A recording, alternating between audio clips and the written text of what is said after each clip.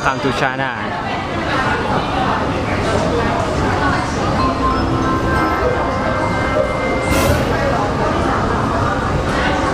ต่างดาวต่างดาว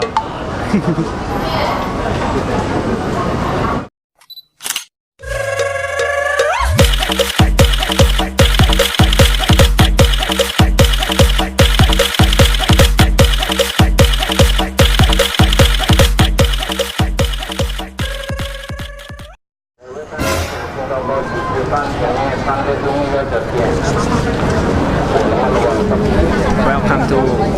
ตลาดนัดรถไฟอีกรอบหนึ่งเนาะเดี๋ยวกล้องโฟกัสเดืองไว้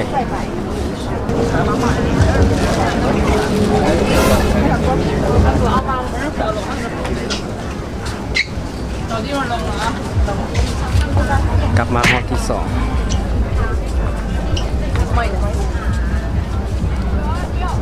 มากับผู้สาว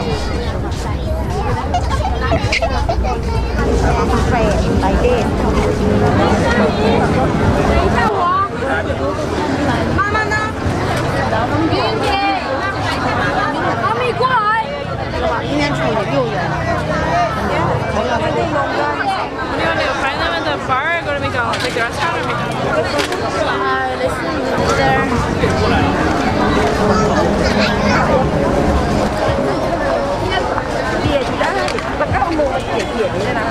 ฉันมาทำอะไรที่นี่ฉันมาทำอะไรที่นี่快啊！你先让我走，先让我走。看我看我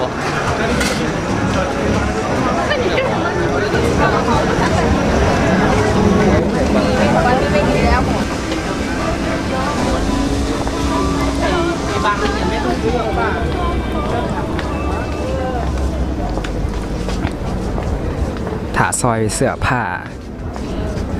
จะเงียบนิดนึงเนาะแต่ถ้าเป็นซอยอาหารคนจีนจะลายเป็นพิเศษเลย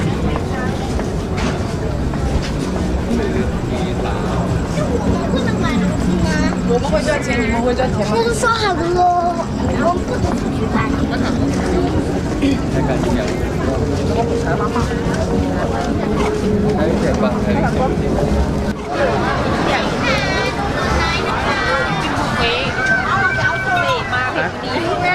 มาพี่บอลหรือบุฟเฟ่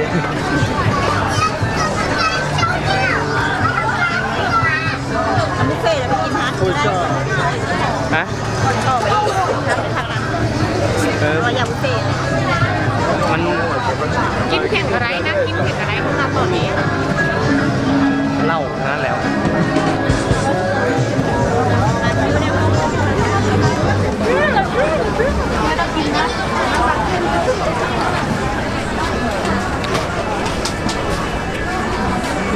看见他俩打了，完了。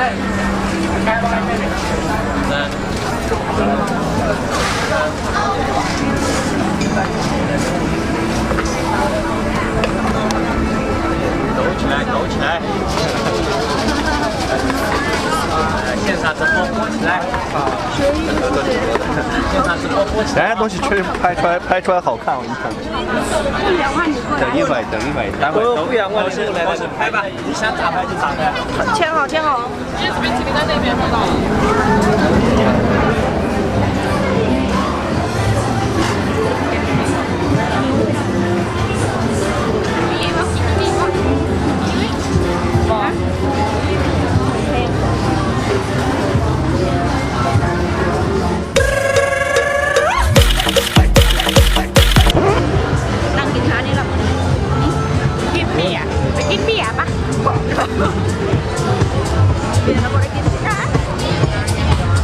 เ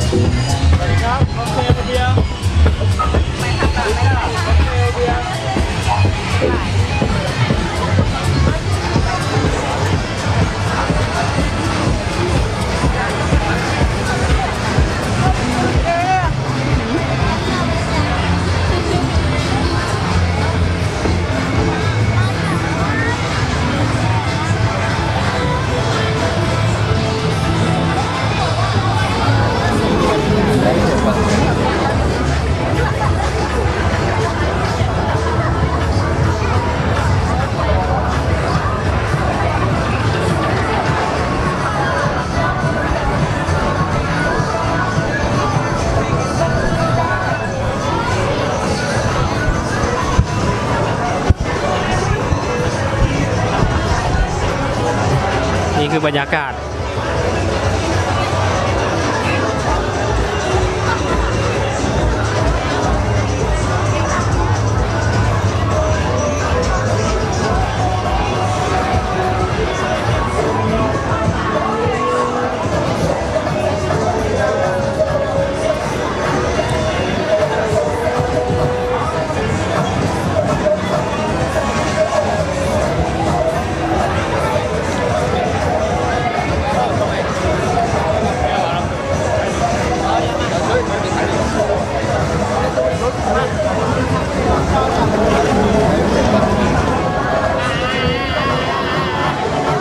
ฮะ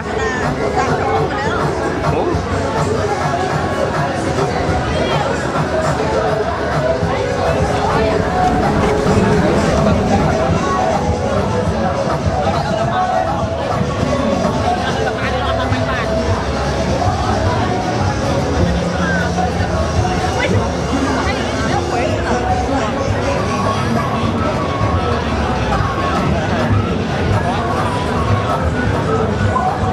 มาลาตุย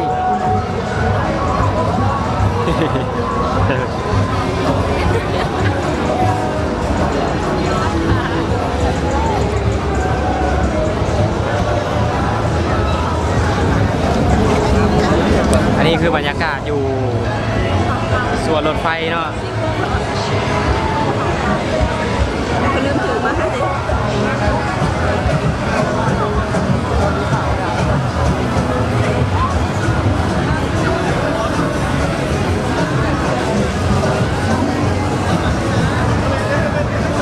สามสาวพาทัวร์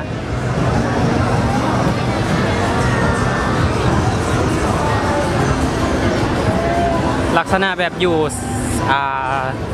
3-4 สเตชันเนาะ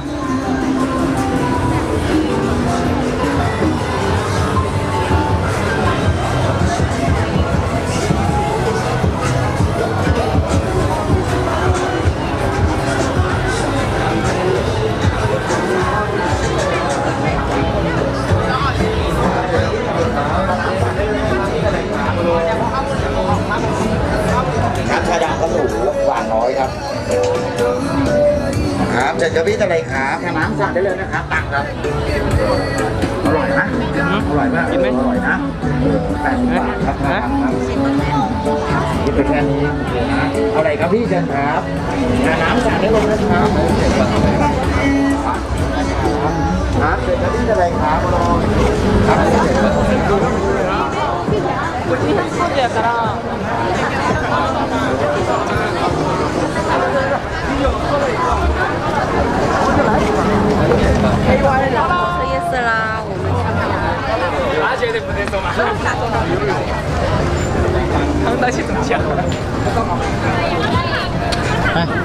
เขายังสั่งอันนี้ก่อนทางก่อนแบบนึง